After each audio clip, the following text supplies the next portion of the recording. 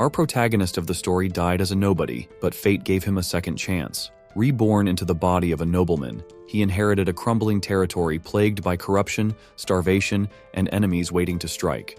Armed with the knowledge of his past life, he's building an army, industrializing his land, and forging a kingdom that will defy the odds. The manhwa starts with a doctor urgently calling out for assistance, instructing the team to place the patient on a ventilator. Meanwhile, Yan gasped, his chest heaving as his heart pounded erratically, on the verge of giving out. Yan, a dedicated industrial mechanical designer for the past 20 years, found himself teetering on the brink of life and death. His tireless work had yielded little more than disappointment and a pervasive loneliness. Now, his relentless drive had finally caught up with him, fracturing his mental health and leaving him in this precarious state. From the moment of his birth, Yan's life had been marked by tragedy. A car accident had claimed his parents, leaving him to navigate the world as an orphan. Despite his hardships, Yan pressed on, clinging to the hope that life would one day acknowledge his efforts and deem him successful. That day, however, never came. After graduating, he secured a low-paying job that barely kept him afloat for 2 decades. His personal life was just as bleak. He had spent his entire life alone, never once experiencing the intimacy of even holding someone's hand. And now, it seemed, his solitary journey was coming to an end. "Yan, can you hear me?" His closest friend's voice broke through the chaos, filled with worry as they tried to pull him back from the brink. Yet, Yan couldn't help but question the worth of a life like his. Was there any meaning to such an existence? As exhaustion overwhelmed him, he thought, maybe I'll just take a little nap. When Yan opened his eyes, the scene around him was utterly unfamiliar. He found himself in a room of unparalleled luxury, adorned with silk curtains and sparkling crystal lights. The opulence of the setting made him panic momentarily, thinking he had somehow burned through all his savings on an extravagant hospital room. Then, a notification appeared before him. "Welcome to the magical continent of Elda." The realization hit him like a jolt. Could this be one of those isekai scenarios straight out of fiction? In this strange new land, Yan discovered he was now known as Ren. Bewildered, he tried to make sense of his circumstances, but answers were elusive. A week passed in this fantastical world. Ren found himself living a dreamlike life, attended to by servants at every turn. Slowly, he pieced together the truth of his situation. He had indeed died and somehow been reincarnated in the body of Ren Edgar, the third son of the Duke of the Allen Edgar family. Ren had an older sister and brother, both of whom had cared for him deeply since his childhood. "Little brother, eat this. You're growing up and shouldn't go hungry," his sister insisted, placing a lavish spread before him. His brother handed him a sparkling vial, explaining, "This is magic water. It's said to enhance magical power, and I got it at a high price." Even his mother contributed to this nurturing atmosphere, gifting him a new shirt she had made herself and urging him to try it on. As the youngest and most pampered member of the family, Ren lived a life of unparalleled comfort. But as he reveled in this newfound luxury, he couldn't help but feel like a stranger in this world, questioning why he had been granted such blessings. To soothe his doubts, he reasoned that perhaps this was compensation for the hardships he endured in his previous life. The world of Elda was a marvel, where magic powered all aspects of infrastructure. The Corial Empire, the continent's largest human nation, was a melting pot of various races, including elves and dwarves. The Edgar family's influence was vast, overseeing a territory of 300,000 square kilometers. Their domain boasted fertile fields, a grand castle, and a population of over 1 million. As a noble, Ren had everything he could ever want, from fine clothing to a personal maid. Yet every time he looked into the mirror, he saw Yan's face staring back at him, a haunting reminder of his past life. One day, Ren's introspection was interrupted by Leah, a beautiful and cheerful maid, who informed him that his father wanted to see him. She led him to the study, where his father, Aldine, was reviewing reports from across their lands. Ren greeted him with the practiced courtesy of a noble, awaiting his father's words. Aldine regarded his son with a serious expression, his tone carrying weight as he asked, "Do you know why I called for you?" The gravity of the moment made Ren uneasy, but he softly replied, "No, I don't, father." The Duke leaned back in his chair, his stern demeanor easing slightly. "Ren, you've reached the age to manage your own territory. Have you considered where you would like it to be?" The question left Ren stunned. His surprise turned into confusion as he hesitantly inquired about inheriting land. Aldine sighed at his son's naivety, explaining that it was customary for a noble of Ren's age to take charge of a territory. Rising from his chair, the Duke approached a large map mounted on the wall. "The land you'll oversee is in the northwest. It's relatively safe, but the lack of mages has made food supply a persistent issue." His tone grew more solemn as he continued. "While our territory is stable for now, the future of the Corial Empire is uncertain." Ren silently agreed with his father's assessment. The royal family's decline and the decaying political system had led to a fractured empire. Lords constantly clashed, with hidden rivalries and schemes weaving a dangerous web of competition that only grew more tangled with time. Since his rebirth, Ren experienced care and affection he had never known before. This newfound love made him determined to protect those who genuinely cared for him. Observing his son deep in thought, Aldine grew concerned, questioning whether he was placing too much responsibility on Ren. In an attempt to ease the tension, he reassured his son that he wasn't alone. Aldine reminded Ren that he had his older brother, his sister, and his father to support him. Ren, however, appeared to have an idea. He looked at his father with a newfound determination. With a serious tone, he asked if solving the food supply issue would make their territory safer. Aldine smiled at Ren's enthusiasm, but viewed his son's approach as overly simplistic. He explained that resolving the food problem required more than passion. It demanded meticulous planning and gradual implementation. But Ren wasn't thinking simplistically. He was drawing from the accumulated knowledge of humanity, forged through countless industrial revolutions. With unwavering confidence, he boldly declared that he would take on the responsibility of addressing the food crisis.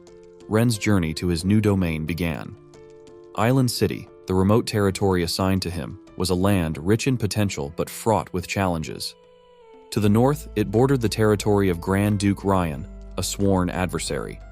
To the west lay the enigmatic lands of the elves, and to the south stretched the vast, uncharted ocean. The territory's strategic location had made it a frequent battleground, leaving its fertile lands barren, its population sparse, and its resources depleted. As the carriage carried him toward Island City, Ren immersed himself in the documents detailing his new domain. Leah, his loyal companion, watched him intently, concern etched on her face. Ren knew that revitalizing the territory required increasing its population, as a strong workforce was the backbone of any industrial revolution. He understood the enormity of the challenge but believed his efforts would succeed. Ren wasn't starting from scratch. Among his assets was a special skill granted to him by the system, Human Resource Scan. This ability allowed him to assess and identify talented individuals with ease. Having tested the skill on his family, Ren had established a clear understanding of the world's talent standards. His first priority upon arriving in Island City was clear: find extraordinary individuals who could aid in restoring the territory. Meanwhile, Leah recalled the Duke's instructions to her: support Ren and ensure he didn't create chaos in the region. Silently, she prayed that Ren wouldn't make a mess of things. In Island City, the city lord's residence was abuzz with tension. A man, visibly anxious, reported that the Duke's youngest son would arrive soon. He suggested taking preemptive action. However, the masked man seated across from him dismissed the concern with a cold, measured response. He instructed them to await further orders and not to touch Ren for now. His calm demeanor masked simmering anger as he spoke of making Aldine pay for past transgressions.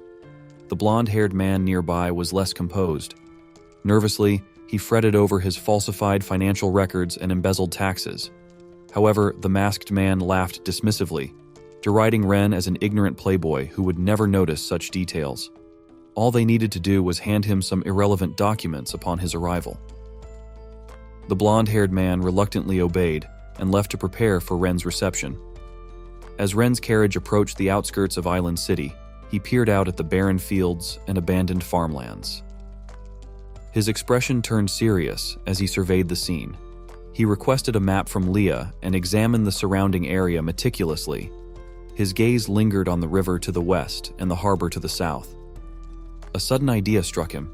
Dredging the river and building a canal to connect it to the sea could breathe new life into the land.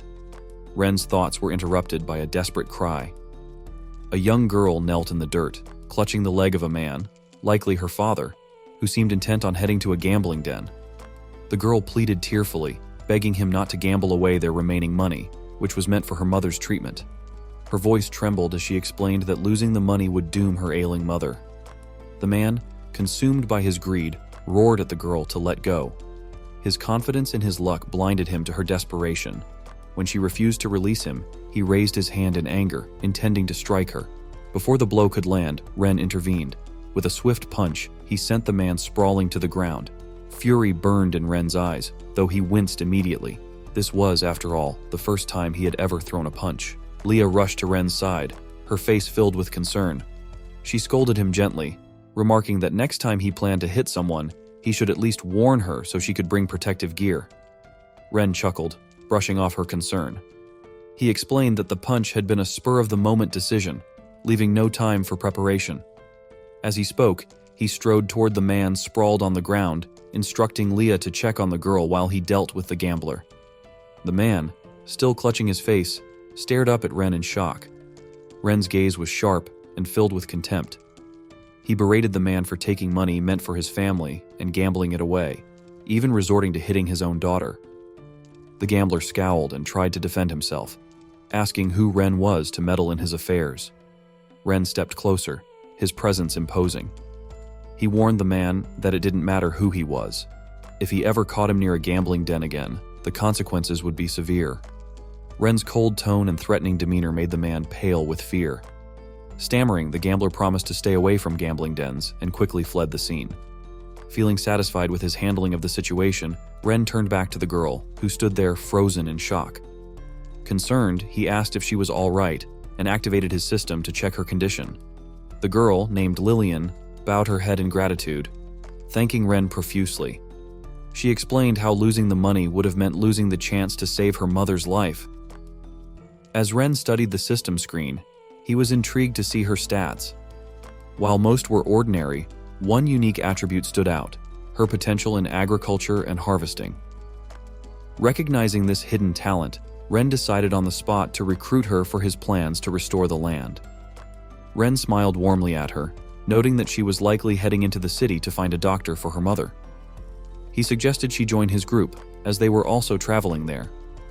Lillian hesitated, concerned about dirtying his carriage, but Ren reassured her with a calm smile. He explained that a carriage was just a vehicle, merely planks of wood pieced together. There was no such thing as clean or dirty when it came to transportation. Besides, he had a few questions for her.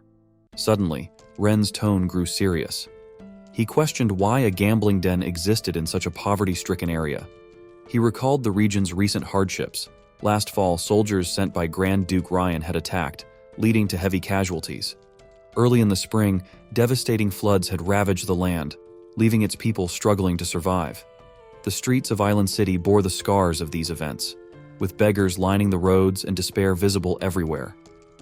Walking through the ruined streets, Ren decided it was essential to conduct a full population census to assess the remaining productive workforce. First, however, he planned to visit the city lord's manor to review the reserve funds and determine what could be allocated for infrastructure improvements. Ren asked Lillian for the manor's location, but before she could answer, a shout interrupted their conversation. A blonde-haired man on horseback barreled down the street, shouting for people to move out of his way. The man seemed indifferent to the chaos he caused, his actions reckless and dangerous. Leah reacted swiftly, pulling Ren aside just in time to avoid the galloping horse. The rider disappeared into the distance, unconcerned about the commotion he had left behind. Leah, however, glared after him furiously. To her, anyone who dared harm Ren deserved the harshest punishment. As Leah's grip tightened protectively around Ren, he struggled to breathe and finally managed to get her attention. She quickly released him, apologizing and asking if he was hurt. Ren reassured her with a smile, expressing his gratitude for her quick actions. Turning serious again, Ren asked Lillian if she recognized the rider. Trembling, she explained that he was the young master of the Elwyn family, whose wealth stemmed from owning all the gambling dens in Island City. Ren's expression shifted to one of interest. If the Elwyn family was wealthy, it presented an opportunity to fund his plans. He asked Lillian to take him to one of the gambling dens, but she tried to dissuade him, worried that he would lose all his money. Ren, however, remained confident. He assured her that the gambling den wouldn't be taking anything from him. Watching his determined figure, Lillian couldn't help but wonder who this noble young man truly was. Soon, Ren arrived at the gambling den. The building stood out starkly from the surrounding structures, its grandeur flaunting the disparity between wealth and poverty. Guards were posted at the entrance, but Ren approached without hesitation. A sly smile crossed his face as he thought of his plans. He would take everything from this place to fund his industrial projects. Inside, the den was a chaotic mix of noise and desperation. Gamblers pleaded for loans, certain they could win back their losses in the next round. Others celebrated fleeting victories or lamented crushing defeats. Ren observed the scene with a critical eye. As long as this gambling den existed, he realized, the people of Island City would never have the motivation to work diligently. Leah leaned close to Ren, her voice low and cautious as she informed him that their soldiers had surrounded the gambling den. She asked if they should proceed. Ren, maintaining his calm demeanor, told her to wait. He wanted to capture an even bigger target. As he stood there, a staff member from the gambling den approached him with a polite smile and asked what game the young master would like to play. Ren smiled back, feigning inexperience, and admitted that he wasn't very familiar with gambling but wanted to try a few rounds. He asked the staff member to recommend a simple game. Sensing an easy mark, the attendant suggested a dice game and handed Ren 2 complimentary chips, claiming they were free for him to try his luck. Ren accepted them, seemingly pleased. The game began as Ren casually tossed the 2 chips onto the small betting slot. Watching this, the 2 casino staff members exchanged smug glances, confident in their scheme. The dice rolled quickly, landing on 6 and 6, big. The attendant feigned sympathy, consoling Ren by saying he had been close to winning. Ren played his part perfectly, expressing surprise at how quickly the game ended. He remarked that it wasn't very entertaining and said he felt hungry, turning to leave. The attendant, however, stepped in front of him, blocking his way. His polite demeanor dropped, replaced with a mocking tone as he demanded payment for the chips Ren had used. Ren frowned, feigning confusion. He asked when he had agreed to owe anything. The attendant sneered and explained that the chips were not gifts, but loans. He added that each chip was worth 100 gold coins, and with processing fees and interest, Ren now owed 250 gold coins. Smirking, the attendant suggested that if Ren couldn't pay, he could leave his maid as collateral. Lillian, outraged by the scam, quickly spoke up. She accused the attendant of lying and explained to Ren that the chips were worth no more than a silver coin each. The attendant, furious at Lillian for exposing his trick, shouted for the guards to beat her. Before he could finish his command, Ren struck him with a powerful punch, sending the man flying backward and crashing into a nearby table. Adjusting his clothes calmly, Ren remarked that someone like the attendant had no authority to speak here. The casino erupted into chaos as gamblers scrambled to grab the chips that scattered across the floor. Ren sighed as he watched them, muttering that none of these people were of any use. Suddenly, a commanding voice echoed through the room, demanding to know who was causing trouble. The speaker was the same man Ren had encountered on horseback earlier. Ren's lips curled into a smile. He had finally caught the bigger fish. The man's arrival silenced the chaos instantly. He glared at the room with displeasure before ordering his guards to teach the troublemakers a lesson. Without hesitation, the guards began mercilessly beating those nearby, ignoring their cries for mercy. The remaining crowd watched in fear, too scared to intervene. The young master of the Elwyn family sneered at the onlookers, threatening them to behave or face the same fate. Lillian, clutching Leah's arm, whispered that it was all her fault. She blamed herself for leading them to the den and felt ashamed for putting Ren and Leah in such a position. She recalled how Ren had taken her mother to the hospital, personally ensuring she received treatment and promising to cover the costs. That memory filled her with determination. Summoning her courage, Lillian stepped forward and declared that she would not allow them to scam her brother.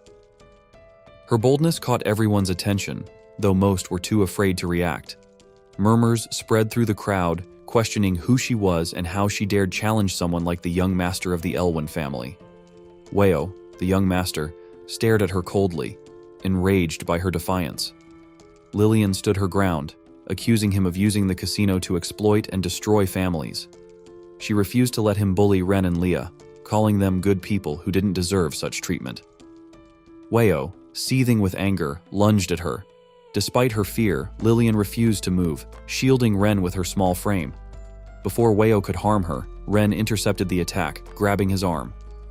Ren then activated his system skill to assess Weo's stats. The results revealed low attributes, only 5 loyalty points, and a personality marked by cruelty and bloodlust. Ren recognized the Elwyn family as a potential threat, one capable of betrayal at any moment.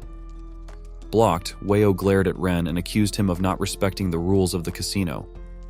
Ren calmly released his grip and responded that he understood the rules perfectly. In this world, power dictated everything, and the strong made the rules. Weo sneered arrogantly, fully convinced that he was the strongest in the city. He questioned why Ren still dared to oppose him, asking if Ren even knew who he was. Ren's expression remained steady as he responded confidently, asserting that he didn't need to know who Weo was. The only thing that mattered was his own strength, as his fist was bigger and his word was the law. With that, he clapped his hands, signaling his soldiers to storm into the casino. The scene then shifted to a grand banquet held in Ren's honor, gathering the city's most prominent and influential figures, each with their own hidden agendas. Among the attendees was Lucas, the head of a prestigious family. Lucas planned to collaborate with the city lord during this banquet to teach Ren a lesson. He had intended to use Weo to establish a connection with Ren that he could later manipulate, but he was puzzled by Weo's absence. Frustrated, he realized he couldn't rely solely on the city lord's incompetence and would need to adapt his plans. As the banquet hall buzzed with murmurs, a loud voice suddenly announced Ren's arrival. The atmosphere shifted instantly, growing tense and silent as Ren entered. His presence commanded attention, and the guests quickly adjusted their demeanors. The head of the Raven family hurried forward, introducing himself and presenting a gift to Ren. Another guest, the head of the Jose family, eagerly introduced his daughter, hoping to curry favor. However, Ren's sharp expression silenced the room as he instructed everyone to quiet down. With everyone present, Ren declared that it was time to officially begin. He gestured for his attendants to bring in a large blueprint, a peculiar object that immediately caught everyone's attention. Pointing to the blueprint, Ren explained that it was a design for a dam that he had sketched earlier that afternoon. He mentioned that he would enlist skilled craftsmen during its construction to confirm the finer details. The room was filled with whispers as the attendees exchanged confused glances. Someone asked aloud what a dam was, speculating whether it was a tool for fishing. Ren quickly called for silence and instructed Leah to display a map of the region. With the room now quiet, he began his presentation. Ren explained that during his survey of Island City earlier that day, he had identified the root cause of the city's annual flooding, a poorly managed canal in the far north. By building a dam at this location, they could control water flow, using it to irrigate fields during the dry season and releasing excess water during the rainy season to prevent floods. Lucas, listening intently, couldn't help but be impressed by the ingenuity of the plan. He realized that if the dam was successfully built, it would significantly boost the city's food production. For the first time, he acknowledged that Ren possessed a sharp and innovative mind. An older man in the audience asked how the project concerned them, prompting Ren to explain calmly that he needed their investments to fund the dam's construction. This statement shocked the crowd, sparking a wave of grumbling. Many protested, claiming they were too poor to contribute. Lucas remained silent, privately thinking that while Ren was intelligent, he was also naive to expect these opportunists to willingly invest. Ren, however, wasn't as naive as they assumed. Smiling, he reminded them there was no need to feign poverty. He had a plan to make everyone a fortune. Ren revealed that earlier that afternoon, he had seized a casino and confiscated nearly 50,000 gold coins. He hinted that there were several more casinos in Island City ripe for similar action. The revelation left the attendees stunned. Their minds raced as they processed the implications. Some murmured anxiously, wondering if their shares in the casino profits were now lost. Others hoped the seized casino wasn't one of their investments. It became clear that the largest casino in Island City belonged to Lord Andrine, making it likely that Ren had provoked a powerful enemy. Lucas, his calm facade masking inner fury, stepped forward to confront Ren. He accused Ren of acting unlawfully by dismantling a legitimate business without authorization. Lucas emphasized that the laws of the Corial Empire could not be violated and warned Ren of the consequences. Others quickly chimed in, echoing Lucas's words. They accused Ren of overstepping his authority and pointed out that casinos were legitimate businesses. The crowd grew more emboldened, rallying behind Lucas's objections. Ren, unfazed by their protests, remained calm. He addressed the room, noting that when he asked for investments, they claimed to be poor, but now that he offered an opportunity for profit, they were suddenly concerned. He pointed out that most of them were complicit in the casino operations and warned them that this was their last chance to save their reputations, or he would intervene personally. At this, Ren's soldiers stepped forward, their presence a stark reminder of Ren's authority. Lucas, speaking for the group, insisted that the Grand Duke would never condone Ren's reckless actions. Others chimed in, pleading with Ren to reconsider his approach and urging him to act with restraint. Ren smiled, his plan unfolding perfectly. With an air of authority, he announced that he would gladly discuss the law with them. His voice was calm but commanding as he gave the order to bring in those who would help clarify the situation. The crowd fell silent, their unease palpable, as they awaited what Ren had planned next. At Ren's command, 2 men captured at the casino were brought into the room. Lucas, seated among the nobles, was immediately struck by their presence. These 2 were always by Weio's side, and their unexpected appearance left Lucas uneasy. He began to suspect that something must have happened to his son. The men were brought in, bound and gagged, unable to speak. Ren, maintaining his calm demeanor, turned to Lucas and asked if he recognized them. Lucas, keeping his expression neutral, denied any knowledge of the men and asked what Ren meant by the question. Ren smiled lightly, reassuring Lucas not to be so tense. He explained that it wasn't a big deal. These 2 men had simply tried to assassinate him the previous day. Glancing pointedly at Lucas, Ren added that the men had claimed to control the city of Islan, and even hinted at having a powerful backer. Lucas's expression darkened, though he worked to maintain his composure. Beads of sweat formed on his brow as he attempted to hide his unease. Ren ordered his soldiers to untie the 2 men, suggesting they let the party guests see if anyone recognized them. The nobles in the room exchanged uneasy glances. Many of them instantly identified the men as Weio's attendants. Fear gripped the room as the implications of Ren's words became clear. Lucas, realizing the gravity of the situation, acted without hesitation.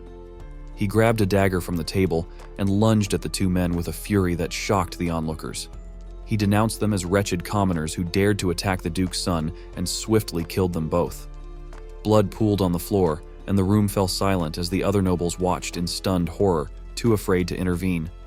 Standing over the bodies, Lucas turned to Ren with a feigned look of shame. He apologized profusely, claiming that he had acted out of anger upon hearing about the assassination attempt. He begged for Ren's forgiveness. Ren, who had anticipated this move, smiled knowingly. He praised Lucas for his sense of justice, commending him as a noble who acted decisively. Lucas, masking his relief, thanked Ren for the compliment, stating that he had only done what was necessary. But Ren wasn't finished. Calmly, he ordered his soldiers to bring out the mastermind behind the events to see if there were any other nobles in the room as principled as Lucas. The command made Lucas tense. His son, Weio, was quickly dragged into the room. As soon as he entered, Weio, completely unaware of the situation, shouted angrily at the soldiers to untie him. He boasted about his father's influence, threatening that everyone present would pay once he was free. Lucas's expression crumbled at the sight of his son. Any arrogance in his demeanor vanished as he realized why Weio had been absent from the banquet. Weio, seeing his 2 attendants lying lifeless on the floor, erupted with rage. He insulted Ren, threatening him with torture once he was released. Ren, unfazed by the outburst, chuckled. He sarcastically noted that Weio not only wanted to kill him, but also seemed eager to inflict as much suffering as possible. Weio continued his tirade, boasting that no one in Islan dared to oppose him, and that Ren's death was inevitable. Ren turned to Lucas, asking if he agreed with his son's claims. Weio, still oblivious to Ren's identity, laughed and mocked him further. Just as Weio was about to reveal Lucas's identity, his father cut him off sharply. Lucas, now desperate, scolded Weio, calling him a disobedient son. He ordered Weio to kneel before Ren, but when his son hesitated, Lucas forced him down. Falling to his knees alongside his son, Lucas pleaded for Ren's mercy. He begged for forgiveness, offering all his possessions in exchange for sparing Weio's life. It was only then that Weio realized his mistake. He recalled his father's instructions to befriend the Duke's son, and fear crept into his eyes as he finally understood Ren's true identity.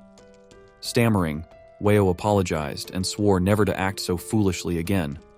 Ren's expression remained cold as he told Weio that his soldiers and authority were proof enough of his status. Lucas joined in, swearing that the Elwyn family would serve Ren loyally and even offering to surrender all their illegally gained assets. Ren, unmoved, informed Lucas that he would accept his offer to turn over the assets. He assured him that if he complied, his family would remain safe. Relieved, Lucas expressed his gratitude.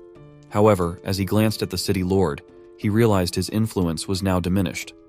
Knowing he had little choice, Lucas whispered to Ren about a plot against the Duke. He revealed that Lord Eldry had been colluding with outside enemies to betray the city. The revelation shocked the room, and all eyes turned to Eldry, who stood frozen with fear. Lucas was about to elaborate, but Ren interrupted him sharply. He accused Lucas of slandering Eldry and declared that he had been lenient enough. Ren ordered his guards to drag Lucas and Weio out of the room for execution. Lucas was stunned and terrified, unable to understand Ren's sudden shift in behavior. Meanwhile, Eldry, relieved by Ren's response, stepped forward to pledge his loyalty. He praised Ren for his wisdom and promised unwavering support. Ren, smiling, assured Eldry that he trusted him completely. However, Ren secretly used his system to analyze Eldry's attributes. Among ordinary stats, he found the trait greed and noted a loyalty level of only 15. Ren decided that Eldry, like Lucas, was destined to be eliminated. For now, however, he would use Eldry's resources to further his plans. After the banquet ended, Ren continued working late into the night. The nobles had contributed over 100,000 gold coins, an amount equivalent to 2 years of taxes collected from the city of Islan. Yet the sum didn't satisfy him. As Ren focused on his work, Leah entered the room carrying a cup of tea. She placed it on the desk and observed the displeasure in his expression. Ren took the tea and commented bitterly, questioning whether Leah realized just how wealthy the nobles truly were. Leah didn't respond to his question. Instead, she brought up a more pressing concern. She asked what Ren planned to do about Lucas's revelation at the party. If the city lord, Eldry, truly intended to betray them, it would put Ren in grave danger. Ren reassured her, asking her to stay calm. He admitted that he was certain of Eldry's betrayal, but explained that it wasn't the right time to confront him. When Leia asked why, Ren stretched and stood, answering that Eldry's full network of influence in Islan was still a mystery. Acting prematurely would only lead to unnecessary chaos. For now, it was best to let Eldry believe that Ren was an ignorant young lord, unaware of the threats surrounding him. The following morning, Eldry met with Guildmaster Malcolm at the Mages Guild. He handed Malcolm a piece of paper, and after reading it, the Guildmaster's face twisted with fury. Malcolm slammed the paper down, calling the situation absurd. Eldry, calm and calculating, asked him not to overreact. He dismissed Ren as a young and overeager noble desperate to prove himself to the Grand Duke. Malcolm, however, wasn't appeased. His irritation grew as he reminded Eldry that even the Grand Duke spoke respectfully to the Mages Guild. Eldry, satisfied with Malcolm's anger, inwardly celebrated. He believed Ren had handed him the perfect opportunity to win over the guild, something he previously lacked the means to accomplish. As Malcolm stormed off with the paper in hand, swearing to demand an explanation from Ren, Eldry silently rejoiced, confident that Ren would soon find himself isolated. Meanwhile, Ren was in his study, sketching plans for a hydraulic construction project. The work reminded him of the hardships he had endured in his previous life. Leah entered to inform him of an unexpected visitor. Guildmaster Malcolm had arrived and was demanding to see him. Surprised, Ren immediately made his way to the parlor to meet him. The moment Ren entered, Malcolm confronted him with anger. He slammed a recruitment notice onto the table, accusing Ren of insulting the Mages Guild. Ren, bewildered, asked for clarification. Malcolm pointed to the notice, which stated that no mages, the disabled, or the elderly would be hired for Ren's project. He demanded to know why Ren had issued such a notice. Ren examined the paper and calmly explained that it was related to the dam construction project. He saw no connection between the notice and any insult to the guild. Malcolm disagreed, accusing Ren of blatant provocation. He argued that by excluding mages, Ren was disrespecting the guild and its members. Ren was taken aback, surprised that mages were competing for manual labor jobs. Still fuming, Malcolm warned Ren that if no reasonable explanation was provided, all mages in the guild would refuse to serve him. Ren frowned and silently called out to his system to analyze Malcolm's stats. The system revealed Malcolm's loyalty level was 82, and his personality was described as inquisitive and straightforward. Ren concluded that Malcolm had been manipulated. Smiling, Ren patiently explained his reasoning. He outlined 3 key points. First, mages had limited mana and could only perform a small amount of work each day, making them unsuitable for large-scale construction. Second, their salaries were equivalent to those of 10 common laborers, making them cost-prohibitive. Third, as a noble, it was Ren's duty to prioritize the welfare of ordinary people who lacked the guild's support. Malcolm, however, remained unconvinced. He argued that magic was revered in their world, and those without magical talent deserved to be trampled beneath the feet of mages. Ren, irritated by this perspective, admitted that it might reflect reality, but firmly stated that he intended to change it. He declared that starting in Iceland, he would prove that mages were no different from ordinary humans. Malcolm, deeply insulted, issued an ultimatum. He demanded Ren retract his statement or face the consequences of angering the Mages Guild. Ren's expression turned cold as he reminded Malcolm to watch his tone. Leah, standing nearby, pressed a knife to Malcolm's throat, her eyes filled with menace. Malcolm froze in terror as Ren calmly pointed out that there was indeed a law allowing a noble's maid to execute someone for disrespect. Ren suggested testing the law with a small cut to see which side the court would favor. Trembling, Malcolm quickly apologized, admitting his mistake and begging for forgiveness. Ren, noting that Malcolm's loyalty hadn't decreased, realized the guildmaster had acted out of ignorance rather than malice. Deciding not to escalate the situation, Ren instructed Leah to escort Malcolm out. Malcolm thanked Ren and hurriedly left. As he departed, the system notified Ren that a beginner task had been completed. He had used the investigation function on 10 individuals. A reward was issued, and a new task appeared: train 5 characters with high stats. Pleased with his progress, Ren decided to review his rewards later. Outside the estate, Eldry waited for Malcolm. The moment he saw the guildmaster, he rushed over, feigning concern. He asked how the meeting had gone. Malcolm, still humiliated, sighed and admitted that Ren had refused to listen and had even thrown him out. Eldry, frustrated but quick to recover, devised another plan.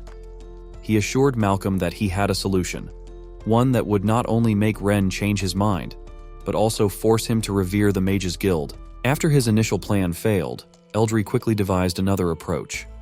He encouraged Malcolm to manipulate the townsfolk into refusing to work for Ren, believing that such resistance would force Ren to seek Malcolm's assistance. However, Malcolm immediately rejected the idea, pointing out that Ren had offered excellent working conditions that the townsfolk were unlikely to refuse.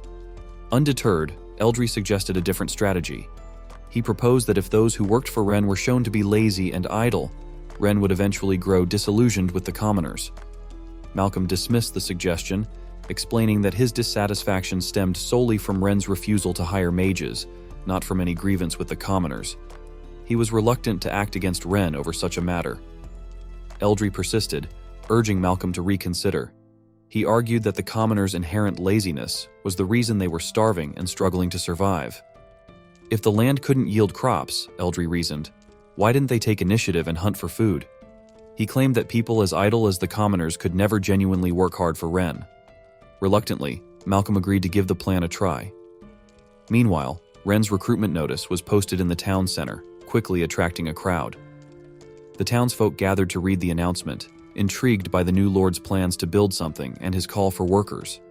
As they scanned the notice, they were stunned. The job offered an 8-hour workday from 9 a.m. to 5 p.m., 3 daily meals, and a wage of 10 coins per day.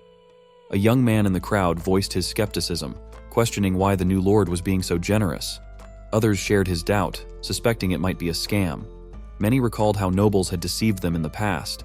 Some argued that working under such terms could be dangerous, and might even cost them their lives. At that moment, Lillian stepped forward, her voice strong and determined. She defended Ren, stating that he had promised to improve everyone's lives. Her sincerity was met with laughter and ridicule. The crowd dismissed her words as naive, mocking her for trusting a noble. Even Lillian's father joined in, accusing her of being bewitched by Ren. Ignoring her father's remarks and the jeers of the townsfolk, Lillian announced her intention to register for the dam project. The recruiter, a young man overseeing the registration process, remained calm despite the crowd's skepticism. Turning to Lillian's father, he invited him to work on the dam, but stated that Lillian herself could not participate. Confused, Lillian demanded to know why she was being excluded, insisting she was healthy and capable. The recruiter explained that Ren had set strict rules prohibiting anyone under the age of 18 from working. He emphasized that hiring underage workers without Ren's approval would result in severe punishment. Handing Lillian's father a registration form, he reiterated the terms: 3 meals a day, an 8-hour workday, and a wage of 10 coins per day. If there were no further issues, he invited Lillian's father to sign the form and begin work the following day. Though slightly disappointed, Lillian encouraged her father to do his best and avoid any laziness. Her father, smiling warmly, patted her head and reassured her. He vowed not to gamble again and promised not to disappoint Ren. He also reminded Lillian to stay home the next day and take care of her mother, whose illness made it impossible for her to perform strenuous tasks. Before Lillian and her father could leave, the recruiter called out, asking them to return. Surprised, Lillian's father stopped and asked if there was a problem. The recruiter, looking concerned, mentioned that he had overheard the father say his wife was gravely ill. Lillian's father quickly clarified that his wife was indeed unable to work due to her condition. The recruiter smiled kindly and reassured him that he wasn't asking her to work. He explained that Ren had arranged for workers' families to stay in dormitories provided for the duration of the project. Seeing the father's confusion, the recruiter clarified that the dormitories were temporary housing units for families participating in the dam's construction. Once the project was completed, families could return to their original homes. Moved by such generosity, Lillian's father was overcome with emotion. Falling to his knees, he expressed his deep gratitude to the recruiter. The young man quickly stepped forward to help him up, insisting there was no need for such gestures. He then offered to show them a room where they could stay, allowing them to choose their accommodations. The surrounding townsfolk, who had watched the exchange, were astonished. Realizing that Ren's promises were genuine, they began clamoring to sign up for work. The square descended into chaos as people scrambled to register, eager to take advantage of the opportunity. Meanwhile, in his office, Ren was reviewing updates from the system. A notification suddenly popped up. Congratulations, you have received the lithium battery blueprint from the newbie gift pack. Instead of excitement, Ren felt a wave of irritation. He muttered to himself, questioning the system's logic. Without a generator, a battery was practically useless. Did the system expect him to summon a lightning strike? After venting his frustration, he calmed down and began to reflect. Ren's thoughts shifted to the task of training 5 individuals with high stats. He had no idea where to find such people. At first, he considered training Leah, but a review of her data through the system revealed that she had already reached her potential, leaving no room for further growth. After weighing his options, Ren concluded that his best course of action was to search for talented individuals within Island City.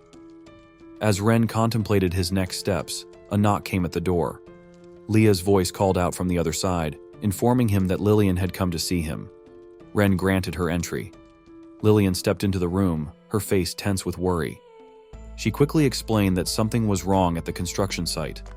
The workers were too lethargic to work. Ren was taken aback by the report and asked her to elaborate. Lillian recounted what she had observed during her visit to the site. She had gone to check on her father and noticed that none of the workers seemed to have the energy to complete their tasks. At first, she thought they were simply being lazy, but her father explained that everyone felt extraordinarily fatigued upon waking up. It wasn't just him. Every worker shared the same condition.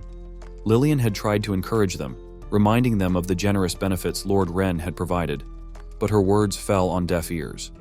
The workers insisted that their fatigue wasn't deliberate. They genuinely lacked the strength to work. Some speculated that their bodies weren't used to the labor after such a long period of inactivity. Others suggested taking a day off to recover before resuming their duties. However, Lillian dismissed these excuses. declaring that there was no such illness.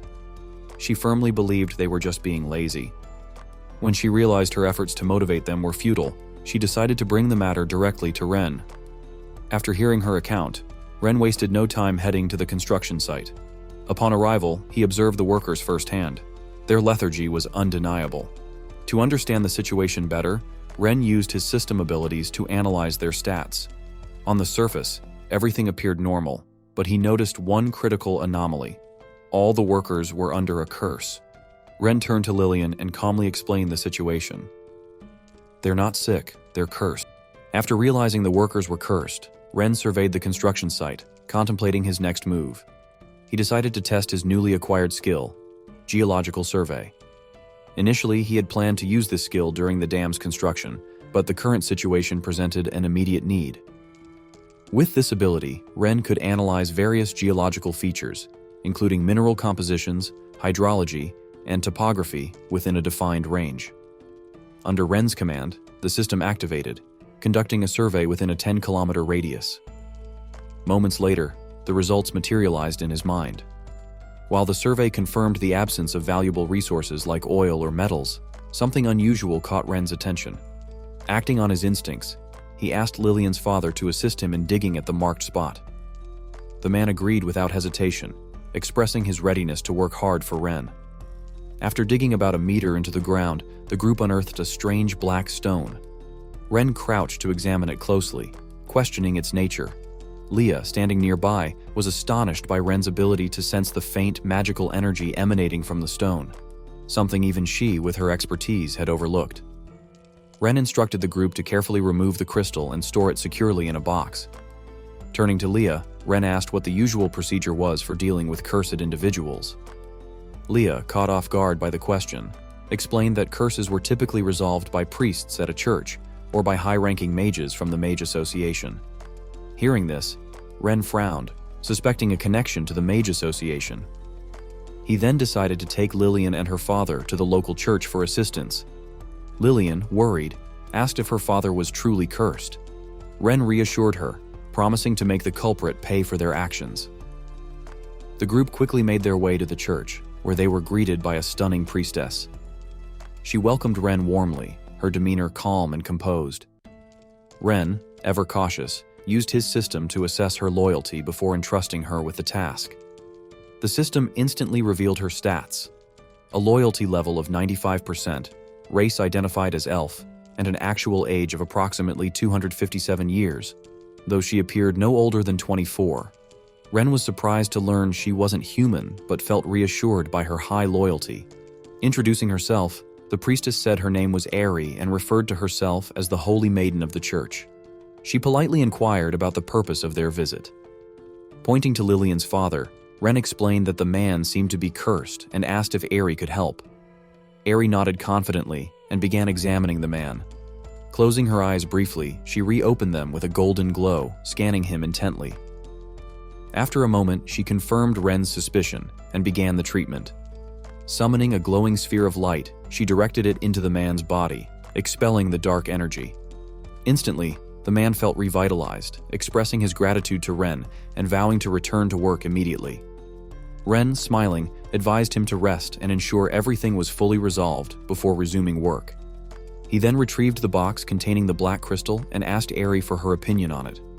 Ari examined the crystal carefully, identifying it as a magic crystal infused with a significant amount of magical energy.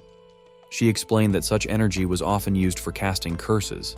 However, she clarified that this particular curse was more of a prank, designed to cause fatigue rather than serious harm.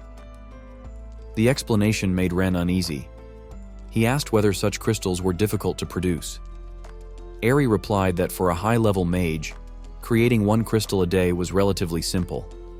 They could easily scatter them across the construction site. Ren's expression darkened as he realized the deliberate nature of the interference. Ari acknowledged Ren's project, praising its impact on reducing the number of people seeking aid from the church. Ren, now certain of the culprit's identity, resolved to take action. He asked Ari if it was possible to lift the curse over the entire construction site. Ari regretfully informed him that such a feat wasn't possible. Removing individual crystals daily would only slow the project's progress. Ren sighed, recognizing the need to address the root of the problem. Eri then mentioned someone who might be able to help but warned that this individual was eccentric. She provided an address, and Ren decided to investigate. Ren and Leah arrived at a large mansion, which Eri had identified as the home of Selena, the former president of the Mage Association. Approaching the door, Ren knocked firmly, his determination unwavering. Suddenly, Leah sensed danger and swiftly pulled Ren aside. Moments later, an explosion erupted from the upper floor of the mansion, sending smoke and debris into the air. Ren, startled, demanded to know what was happening. From the smoke, a stunning woman emerged, her voice filled with frustration. She cursed her failed experiment, vowing to succeed even if it meant blowing up the entirety of Island City. After entering the house, Ren calmly presented his request to Selena, explaining the issue and seeking her assistance. However, she refused outright, dismissing him curtly. She informed Ren that she was preoccupied with researching a new magical device and had no time to deal with his problems. Intrigued, Ren asked her to elaborate, questioning if she meant something like a magic wand. Selena sneered at the suggestion, mocking his limited understanding. Leah, her demeanor icy, immediately intervened, warning Selena to watch her tone when addressing young Master Ren. Annoyed by Leah's reprimand, Selena turned her gaze toward her and commented on Leah's impressive magical power. With a sly smile, Selena suggested that Leah stay as her assistant. In return, Selena promised to assist Ren once her research succeeded. Sparks of lightning crackled around Selena as she displayed her power. Leah, unflinching, prepared to retaliate, her voice sharp as she offered to teach Selena some manners. Sensing the rising tension, Ren stepped between them, urging Leah to stand down. He reminded her that they were here for help, not to start a fight. Turning to Selena's cluttered workspace, Ren asked if she had created the items scattered across the table. He wanted to know if they were magical devices. Selena's eyes gleamed with pride as she confirmed his observation. She clarified, however, that everything on the table was a failed product.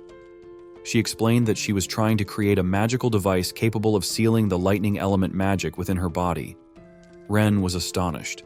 He marveled at the concept, equating it to storing electrical energy. Selena confirmed his interpretation and mentioned that the earlier explosion was due to her devices failing to withstand her power. Dismissing him again, she said she needed to rest and continue her research. Ren paused, deep in thought, before making an offer. He told Selena that if he could help her create the device she needed, she would have to assist him with his issues regarding the Mages Guild. Selena, skeptical and irritated, brushed him off, claiming her research was far too complex for someone like him to solve. Remaining composed, Ren assured her he was serious. He promised to help her create the magical device, asking for her support in return. Intrigued but doubtful, Selena finally agreed, setting a condition. If Ren succeeded, she would not only deal with Malcolm, but also ensure the Mages Guild obeyed his every command. However, if he failed, she wouldn't hesitate to punish him. Without wasting time, Ren asked Selena to prepare the required materials. Using the blueprint provided by the system, he guided her in assembling a lithium battery pack consisting of 8 large batteries linked together. Despite their efforts, Ren felt nervous. They lacked a reliable power source to test the device, as a hydraulic generator wasn't available. They had no choice but to rely on Selena's magic as a substitute. Selena, following Ren's instructions, assembled the components but remained skeptical. She reminded him that most materials couldn't handle her magical power and warned that the device might explode. Ren, unfazed, handed her the wires and reassured her. He explained that the battery pack had a capacity of approximately 185 watt-hours and urged her to channel her energy into it. Reluctantly, Selena began discharging her magic. To her astonishment, the device absorbed her energy without any issues. Curious, she increased the output, yet the battery remained stable. Selena, shocked, demanded to know why the device hadn't exploded. Ren smirked and taunted her, suggesting that her magical power wasn't as impressive as she thought. Infuriated, Selena unleashed her full strength. Even at maximum output, the battery pack held steady, showing no signs of damage.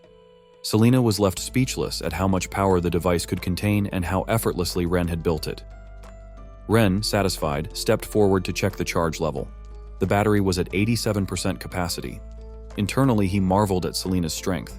She had charged nearly the entire pack, enough to power an electric car for over 3,000 kilometers. Ren's confidence grew as he turned to Selina and declared his plans to revolutionize the Mages Guild. He referred to them as potential power banks and explained his vision for their magical abilities. Selina, intrigued, asked if Ren himself could use lightning magic. Ren didn't deny it. Instead, he claimed he could make everyone in Island City capable of wielding magic. Selina was skeptical, pointing out that magic couldn't simply be learned by anyone. Ren, however, remained composed. He hinted at possessing a magical device even more powerful than the battery pack, and promised to show her a world where magic was accessible to all if she agreed to help him. Selina, both baffled and curious, couldn't imagine such a possibility, but decided to continue working with him. The next day at the Mages Guild, Malcolm was leisurely reading a book, confident that Ren would soon come begging for his help. His calm was interrupted by Selina's sudden arrival. Seeing her enter, Malcolm froze in shock. The former president of the Mages Guild was the last person he expected to see. Stammering, he greeted her cautiously, wondering why she had come. Selina's voice rose in anger as she confronted Malcolm, accusing him of daring to challenge the authority of the Grand Duke's household. Her words carried a sharp edge as she questioned whether he was planning a rebellion. Malcolm, visibly shaken, stammered nervously, denying any such intentions. He assured Selina that he would never harbor such dangerous thoughts.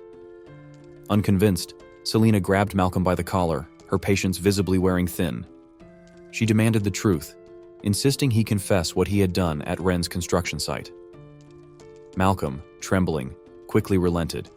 He admitted to summoning all the mages from the guild and inciting their anger by claiming that young Master Ren had disrespected them. He confessed to instructing the mages to craft curse-infused crystals and using teleportation magic to plant them underground at the construction site. This scheme was meant to cause the workers to feel fatigued, hoping Ren would blame them for laziness.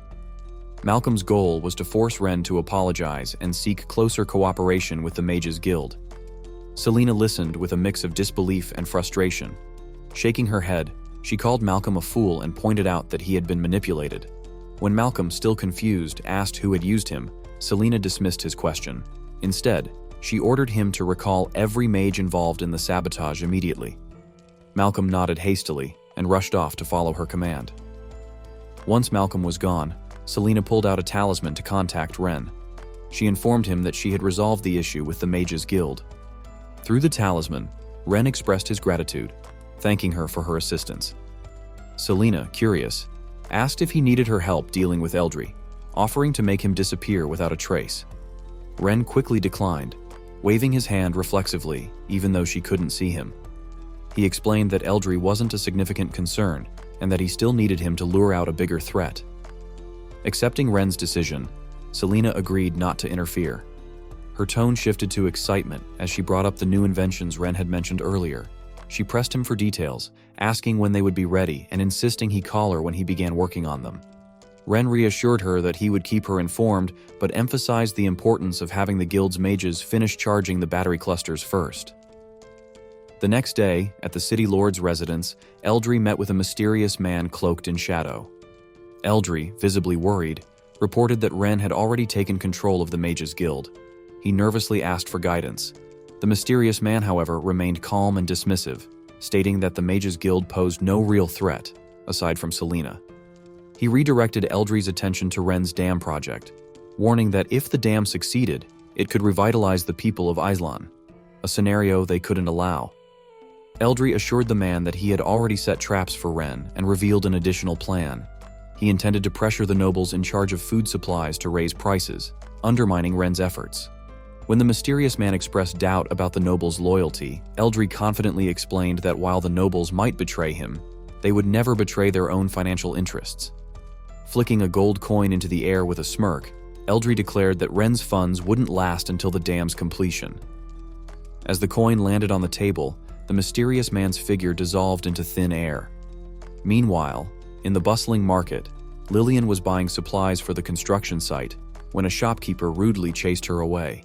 His tone was condescending as he told her to leave if she couldn't afford the goods. Lillian, frustrated, pointed out the absurd price hike, Just the day before, 2 bags of grain had cost 1 gold coin, but now 1 bag alone was priced at 2 gold coins. The shopkeeper, unfazed, arrogantly stated that he could set whatever prices he wanted. He mocked her inability to pay and raised his hand as if to strike her. The commotion drew the attention of onlookers, many of whom were outraged by the shopkeeper's actions.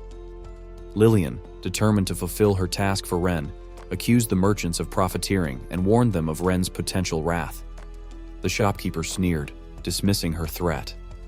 He claimed his business was honest and that Ren had no grounds to interfere. His arrogance only deepened the frustration of those watching. At the church, Ari was equally infuriated by the rampant price gouging. She noted that food prices had tripled in just 3 days, leaving her with inadequate grain to sustain the people through the winter. Handing a pouch of coins to her assistant Era, she instructed her to buy whatever supplies she could, promising to figure out the rest later. Era hesitated, surprised by the unusually large sum of money, and pointed out that bribing guards typically required much less. Ari sighed, urging Era to follow her orders without question. Before Era could act, Leah appeared suddenly, snatching the pouch with lightning speed and handing it to Ren. With a calm but determined expression, Ren suggested a collaboration. He proposed working together on a larger plan, one that would address the root of the crisis and prevent further exploitation by the merchants. Ari looked at Ren with suspicion, questioning what kind of cooperation he had in mind. Ren smiled at her guarded demeanor, suggesting she relax and not be so tense about discussing cooperation. He then casually mentioned that he knew she was an elf. Ari, though deeply concerned that Ren had discovered her true identity, maintained her composure and denied it, insisting that an elf couldn't possibly be living in a human city. Ren, unfazed, tossed a pouch of coins back to Ari and reassured her that he held no malicious intentions toward her or her kind. Ari, avoiding the topic, redirected the conversation, again asking what kind of cooperation he was proposing. Ren gestured toward the sacks of food on a cart nearby and explained that he wanted to collaborate on resolving the issue of food supplies in the city. While Ari respected Ren's determination, she doubted his ability to tackle such a deeply entrenched problem. She openly voiced her skepticism, prompting Ren to ask why she felt that way. Ari elaborated, explaining that food supplies in Eastland were controlled by 4 major families who had held power in the city for over a century. These families tightly regulated prices, and their influence was unshakable. She reminded Ren that although he had used strong-arm tactics at the recent banquet to intimidate some of them, they were cunning individuals who would undoubtedly find a way to recover their losses. Ren interrupted her, curious about her in-depth knowledge of the city's inner workings. Ari admitted that she had lived in Islan for over 120 years and understood its complexities well. She further suggested that had Ren eliminated the Elwyn family at the banquet, there might have been a chance for reconciliation. But now it was too late. Ari added that due to war and natural disasters, food was already scarce, and if prices remained high, her tribe would struggle to survive the winter. Ren cut her off again, his gaze resolute. He promised Ari that within 2 weeks, food prices in Island would plummet to levels even lower than before the recent price hikes. At the mansion of Augustus Ken, head of the Klein family, a celebratory gathering was underway. Augustus expressed his gratitude to Eldry for his support, acknowledging that their alliance had led to significant profits. Others in the room echoed their thanks, raising their glasses to toast Augustus and their shared success. The mood was jubilant as the group reveled in their recent gains, confident in their strategy. Their celebration was interrupted by a servant announcing that Ren had invited them to attend a banquet at his mansion. One of the men, startled by the news, speculated nervously whether Ren was planning to punish them. Turning to Augustus, he asked for guidance on how they should proceed. Augustus, calm and calculating, reassured them that they had nothing to fear. He explained that their trade in food supplies was entirely legal and protected by the system they had established. Augustus emphasized that as long as they didn't openly defy Ren, they wouldn't be in danger. He pointed out that the collective strength of their 4 families was formidable, and that even the king had no authority to interfere with food pricing. With this reasoning, the group relaxed, agreeing that their position was secure. Augustus suggested that if Ren attempted to pressure them, they could make a token gesture by slightly lowering prices, perhaps by 5 copper coins. However, he warned them sternly that any betrayal would result in severe consequences. With their confidence restored, Augustus encouraged the group to prepare for the banquet. Despite their initial surprise at his insistence on changing into old, tattered clothes, they followed his lead. At Ren's mansion, a servant informed him that Augustus and the invited guests had arrived. Ren instructed the servant to invite them in and ensure the kitchen prepared the food.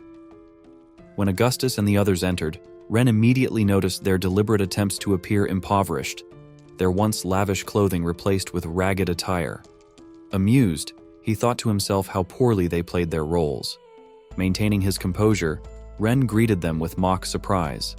He commented on how unexpected it was to see the nobleman who controlled Elan's food supply looking so destitute.